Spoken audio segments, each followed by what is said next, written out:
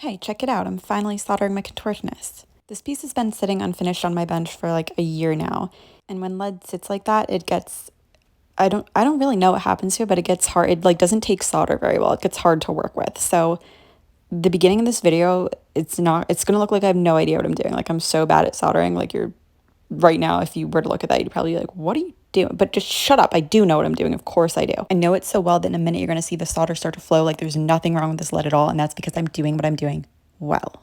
Anyway, I really like working with lead because of the fact that it cuts down your solder time so much. Because like obviously when you're using came, there aren't any really long solder seams you have to go along. You just have to like touch each connecting point between the seams. So that's nice. Also, I think using lead like decreases your chance of getting a heat crack. I'm not really sure. Personally, I've never gotten a heat crack, even when I used copper foil.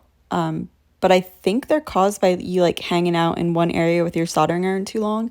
And if you're just touching, points instead of long seams, it would seem to me that chances of you getting one of those would decrease. But anyway, I don't want you guys to think that I've been paid by Big Lead to say all these nice things about lead because they've only paid me a few $1 million. It's really not a big deal at all.